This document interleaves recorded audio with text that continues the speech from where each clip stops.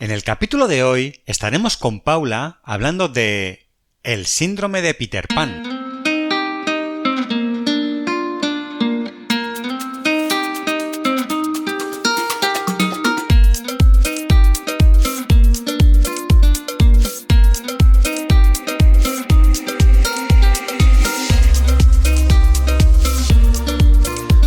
Buenos días a todos, un día más aquí con nuestra amiga Paula Masa para hablar de salud mental. Como todos sabéis, Paula es psicóloga experta en terapia online con 20 años de experiencia haciendo terapia, más de 7 años haciendo terapia online y además es apoyo del equipo y supervisora de psicología online avanzada. Muy buenos días, Paula, ¿qué tal? Buenos días, Jota. Encantada de estar aquí. Muy bien, nosotros también encantadísimos que pases un día más por aquí para hablar sobre estas cosas, aunque sean infantiles hoy. Y sí, bueno, la gente ya habrá visto un poco que vamos a hablar del síndrome de Peter Pan y ya me estoy adelantando yo un poco, pero antes de que yo diga nada más, creo que lo mejor es que nos cuentes qué es el síndrome de Peter Pan. Bueno, el síndrome de Peter Pan es popularmente entendido como tal, como síndrome. No está dentro de nuestro libro de criterios diagnósticos como tal, el síndrome de Peter Pan, pero al final sí que presenta una sintomatología, un conjunto de síntomas que son dignos de trabajar y de tratar en terapia. Tiene mucho que ver con las personas inmaduras, con las personas que no quieren y que no han sabido crecer, que no saben asumir responsabilidades, que como hemos hablado ya en algún podcast anterior, pues que son cortoplacistas, que no son capaces de esperar al medio o largo plazo, quieren resultados inmediatos, suelen ser egoístas, suelen ser personas bastante caprichosas. Al final, en resumen, personas inmaduras que no saben asumir responsabilidades y que no saben cumplir con los compromisos.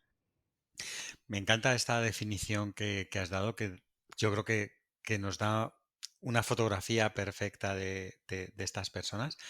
Pero a mí me hace gracia cuando a alguien se le dice que tiene el síndrome de Peter Pan porque se le ve un poco infantil o tal, y no tiene quizás ese matiz un poco, claro, quizá porque no es algo que nos afecte directamente, pero no tiene tanto un matiz negativo como que es, pues, que puede ser una persona más soñadora, más capaz de hacer cosas que otros adultos ya no hacen.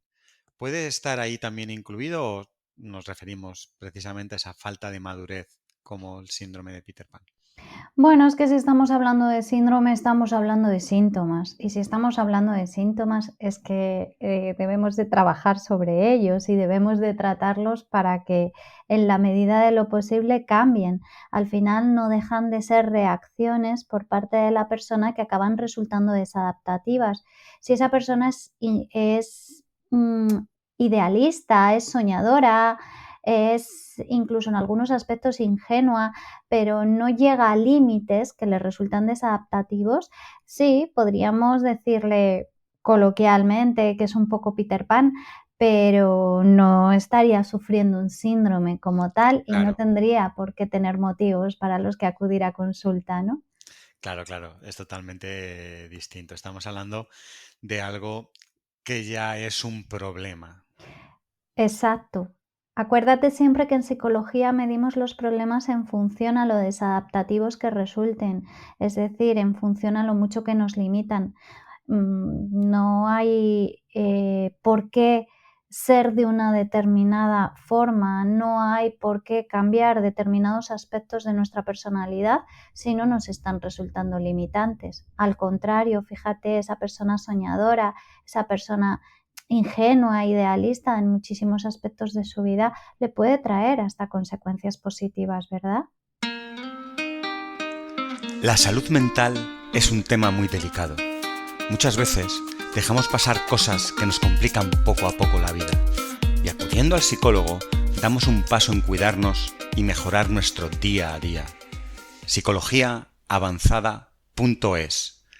Terapia online desde el salón de tu casa. Entra en nuestra web psicologiaavanzada.es y pide tu primera sesión gratuita. Claro. ¿Y nos puedes contar un poco cómo llega una persona, cómo llega o cómo no consigue esa madurez, ¿no? Porque al final Ajá. no es que llegue, sino que no termina de madurar. ¿Y cuándo se puede decir que ya tiene el síndrome de Peter Pan? Porque imagino que a una persona muy joven no se lo puedes decir. ¿En qué momento dices, esta persona ya tendría que haber dado un salto de madurez y todavía no lo ha dado? Bueno, yo creo que ahí no hay edades realmente. Es verdad, no se lo diríamos a un adolescente que tiene el síndrome de Peter Pan, porque probablemente se lo diríamos por estar viviendo y pasando por las mismas reacciones que sanamente debe de pasar un adolescente, con todas las dificultades que la adolescencia supone, pero eso es un tema aparte. Yo creo que nos daríamos cuenta que alguien tiene el síndrome de Peter Pan en función a esto, en función a las consecuencias, en función a lo desadaptativo que le resulte. Pues me acuerdo en un podcast que poníamos un ejemplo de una persona que en el trabajo no cumple con sus responsabilidades y hablábamos de las consecuencias que podría tener, ¿no? Pues normalmente es por este motivo por el que acaban viniendo a consulta, pues porque están viviendo épocas de dificultad en el trabajo, porque les han despedido de sus trabajos o porque su pareja les ha dejado, ¿no? Y al final no vienen ellos mismos diciendo vengo porque tengo un síndrome de Peter Pan, porque soy un inmaduro, pero nos ponemos a explorar y nos damos cuenta que presentan unos esquemas de gran inmadurez a la hora de afrontar las distintas situaciones que la vida adulta le están planteando. Si él de primeras ya se había metido en alguna de esas situaciones y no la está sabiendo afrontar, hablaríamos de un síndrome de Peter Pan. Ujú. Claro. ¿Y cuál es el perfil que suele tener esta persona? Porque qué tipo, hasta qué punto, por ejemplo, se me estaba ocurriendo. ¿Es una persona que todavía no se ha ido de casa de sus padres, por Por ejemplo, ejemplo, podría ser. siendo ya, no sé, por encima de los 30, pongamos, por ejemplo, Mm, y no es que sabemos que hay veces que las situaciones son complicadas y que la gente no puede irse tan fácilmente de casa, mm. pero no estamos hablando de que la situación sea complicada, sino que una persona que tiene la capacidad a lo mejor de poder irse, pero prefiere estar en la comodidad, no irse a buscar su vida, por ejemplo, sería una situación así. Por ejemplo, sería una buena forma de intuir que ahí tenemos un síndrome de Peter Pan. Ujú, Son personas que les cuesta mucho salir de zonas de confort. Mm, no son necesariamente personas vagas o perezosas. Es que ni siquiera se han planteado que el salir de esa zona de confort en la que se encuentran puede ser favorable, puede ser mejor para ellos. No tienen la suficiente madurez y capacidad de proyección como para ver que probablemente cambiar determinados aspectos de su vida, aunque el cambio dé miedo, les puede ayudar a mejorar y a vivir mejor. No tienen esa capacidad de proyección. ujú. Mm, ¿Esto viene originado por algo? ¿Hay algo que les haya ocurrido a estas personas para que no hayan avanzado? Sí, perdona, pensaba, antes me lo preguntabas, es verdad, y no había llegado a contestártelo. Pues mira, puede derivar de una educación sobreprotectora por parte de unos padres. Ya ahí quizás podamos tener un factor bastante influyente sobre el síndrome de Peter Pan. Padres, pues eso, muy sobreprotectores, que quieren que su hijo se encuentre bajo una burbuja desde bien pequeñitos, quizás les han venido resolviendo todos sus problemas de tal forma que no les han enseñado, por otro lado, a ser autónomos, a ser responsables, a ser autosuficientes, con lo que, por tanto, se enfrentan a la vida adulta y se dan cuenta que no tienen herramientas estas personas. En el factor educacional hay una influencia bastante importante. Hombre, luego puede haber unas cuestiones orgánicas.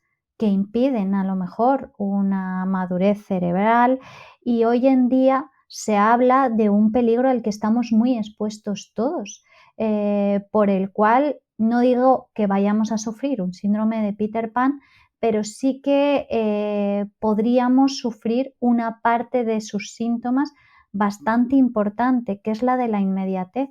Hoy en día estamos tan expuestos a las pantallas en general, al mundo de Internet, donde nos llega la información tan rápida en cualquier momento, de cualquier forma. Bueno, ya hablamos de información o hablamos de inmediatez en otros muchísimos ámbitos. Pues si ahora mismo a mí me falta algo que no he comprado en la compra, rápidamente puedo llamar a un servicio que me lo puede traer y además en cuestión de poco tiempo. O si me apetece cenar X cosa esta noche, no importa, enseguida llamo al servicio a domicilio y aquí lo tengo. Estamos como demasiado acostumbrados a esa inmediatez, a esa rapidez a la hora de conseguir las cosas y conseguirlas.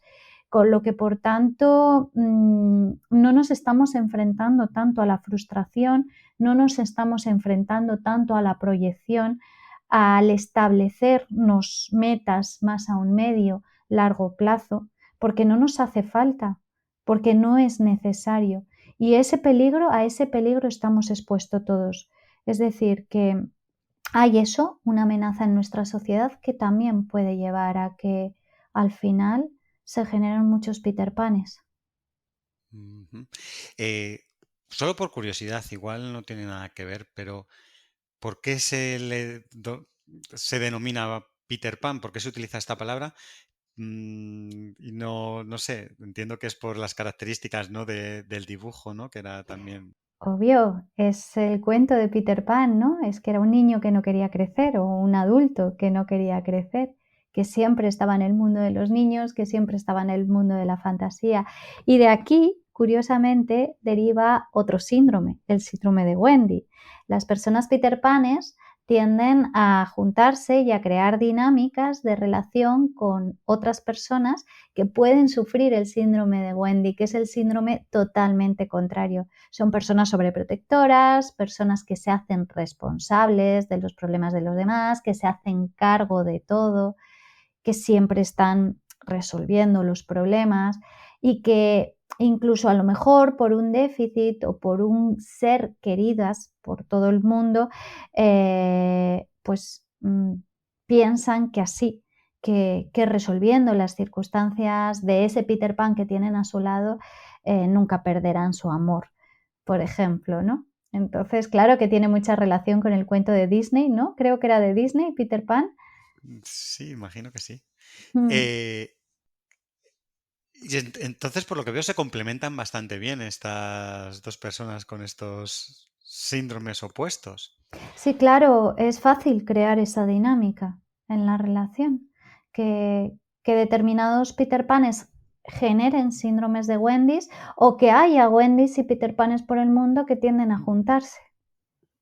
Y suele ser eh, el perfil de Peter Pan un hombre y el perfil de Wendy una mujer. No tiene por qué. No tiene por qué. Yo creo que no, no tendría por qué. A lo mejor si hacemos estadística, igual si nos ponemos a estudiar los casos, encontramos que pueda existir alto índice de hombres en el caso de Peter Pan y alto índice de mujeres, pero yo creo que no tiene por qué. Es que síndrome de Wendy y Peter Pan tampoco tienen por qué ser pareja, tampoco tienen por qué ser heterosexuales. Es decir, pueden desempeñar distintos roles, pueden Ujú. darse entre amigos, pueden darse entre padres e hijos, bastante común, o sea, las madres, los padres pueden sufrir mucho del síndrome de Wendy, ¿no? A lo mejor ahí estaríamos hablando de otra problemática, de quizás el síndrome del nido vacío, etcétera, que tenga mucha relación. Pero bueno, de alguna manera también se desarrollaría un poquito de síndrome de Wendy cuando tu hijo es Peter Pan. Al final Wendy era quien le venía siempre a coserle la sombra a Peter Pan, ¿no? Era Ujú. quien le estaba siempre resolviendo todas sus travesuras y sus Eh, irresponsabilidades. no puedo dejar de que pase por alto por si alguien le puede entrar una duda, que has nombrado el síndrome del nido vacío, para que Mm. expliques muy rápidamente, que es otro tema, por si hay alguien que tiene la duda, ¿no? De que puede ser esto que has nombrado. Bueno, el síndrome del nido vacío es un estado de síntomas, muy similares a los de la depresión, síntomas depresivos o semidepresivos, que se presentan como consecuencia de esa situación, esa circunstancia en la que para una madre o un padre los hijos se van de casa.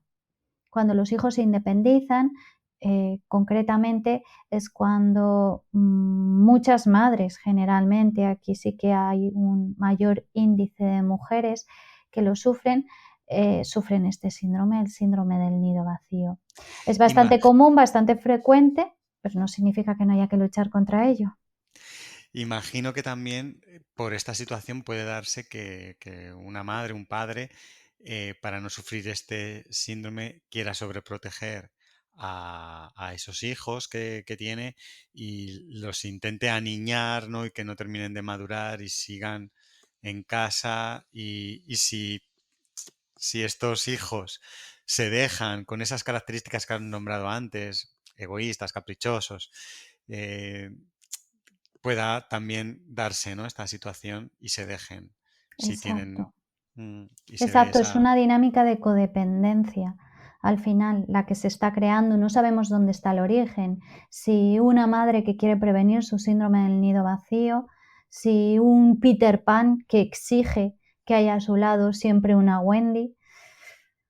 Al final, ¿qué es antes, qué es después? Pues dependerá de cada caso, pero es bastante fácil que se creen esas dinámicas de codependencia. Cuando ves que tu hijo no es capaz, que es inútil, puede surgir esta respuesta errónea y muy patológica, la de la sobreprotección. Claro que sí. Mm. ¿Cómo se trabajaría o podríamos ayudar a una persona con el síndrome de Peter Pan? Bueno, pues son casos bastante de éxito en terapia, porque se les ayuda a pensar, se les enseña a pensar, a racionalizar, a reflexionar, a incluso plantearse objetivos en su vida.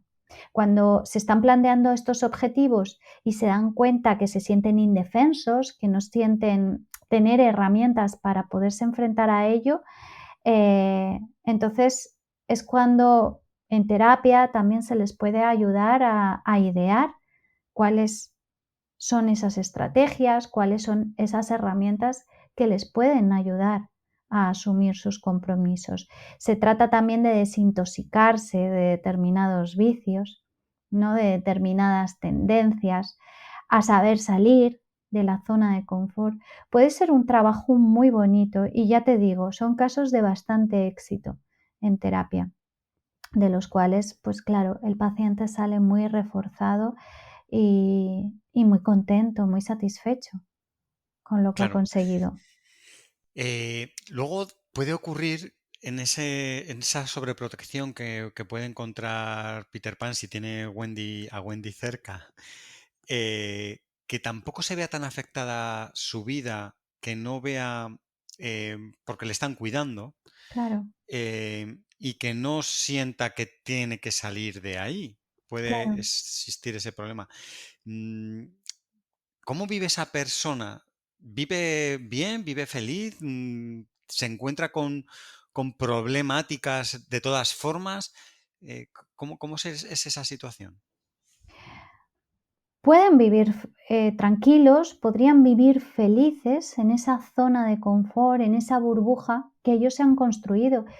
Pero como también hemos hablado en otros podcasts, por ejemplo, en el de la tolerancia a la incertidumbre, los imprevistos existen y en algún momento Wendy nos puede faltar y de repente me voy a sentir perdido porque ahí existe una dependencia.